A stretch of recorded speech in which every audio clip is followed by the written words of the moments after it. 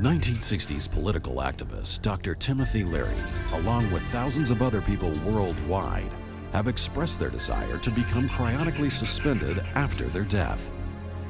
But how exactly does the process work? And why isn't the human body damaged by the freezing process?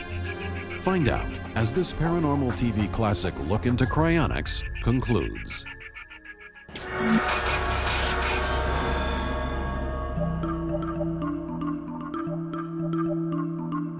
We think that a lot of repair in the future may be done by using nanotechnology, which is the next step smaller than microtechnology.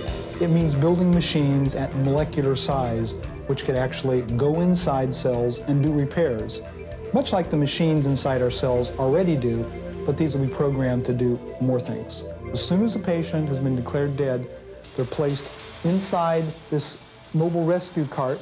We pack them in ice, add water, start circulating it to cool the patient as quickly as possible.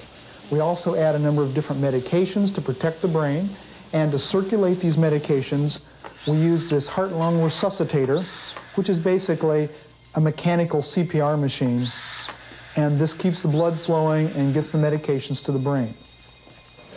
Once we're back here in Scottsdale with the patient, we place the patient on the operating table, still packed in ice. We want to keep it very cold. And we do heart bypass surgery to connect the patient's circulatory system to this set of pumps. This is a bypass machine just like used in regular hospitals. The object here is to replace up to 70% of the water in the patient's body with a chemical called glycerol, same thing as glycerin. The nice thing about glycerol is when it freezes, it does not expand like water does, and it tends not to form crystals. It vitrifies like window glass. So this protects the patient's cells from most of the freezing damage that would otherwise occur. In this tank, the patient will be cooled down to the temperature of dry ice. The patient, wrapped in plastic, will be lowered into this oil. This oil is made of silicone. It will be pre-cooled to about 10 degrees below freezing. Once the patient is at dry ice temperature, minus 110, we pull the patient out, wrap them in a sleeping bag for padding, and then strap them into this aluminum pod for physical protection. They're strapped here, head down, and then the top is placed on. The pod is lifted up in the air with a hoist, and we slide it into a dewar, a large stainless steel container for the cool down to minus 320 Fahrenheit in liquid nitrogen. Now, I don't belong to any religion. I would call myself a high-tech Buddhist, or a scientific Buddhist. The Buddhists knew that if you turn off your mind, then you're open to all sorts of visions which come from your brain. I found Buddhism and Confucianism to be very hopeful and humanistic. Now, when they talk about reincarnation, they're talking about reincarnation of the soul. And I'm talking about reincarnation of the brain. I think that most of the very sophisticated Buddhists would approve of what I'm doing. If they don't, well, I'm not going to worry about it. And how would Dr. Leary adapt to a society where his skills and abilities were decades behind? I love that question. I've been stuck with the situation where my ideas are ahead.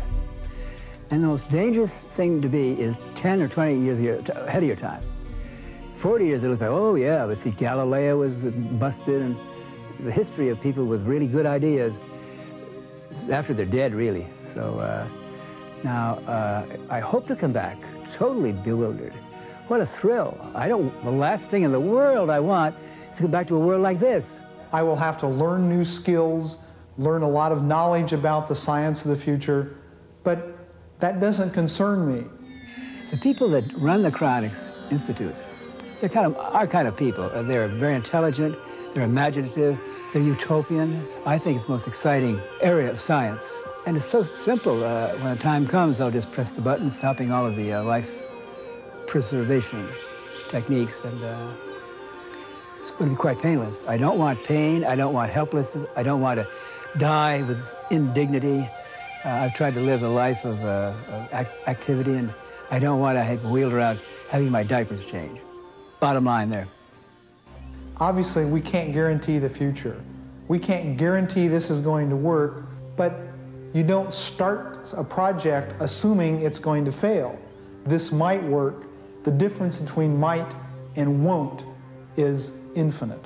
This is a gamble. I personally would say the chances are 1,000 to 1 or 10,000 to 1 against my coming back. I'm not worried about that. I want to live and die in the best fashion possible. I don't care at all. I'm doing my best to be an explorer for the human race. You learn from my mistakes, and that's what science is all about. I'll probably goof up, and they'll forget to put the plug in. It's all right. People will learn. Plug in. Turn on, tune in, and plug in or something. Ha, ha, ha. I'm sorry about that. Okay, one last thing. If you really do come back, is there anything you're really anxious to do again? Well, basic to me now, I think to most human beings, are family. And I'm a great grandfather. I was a grandfather, now I'm a great grandfather. I want to come back and see my children. I'm looking forward to.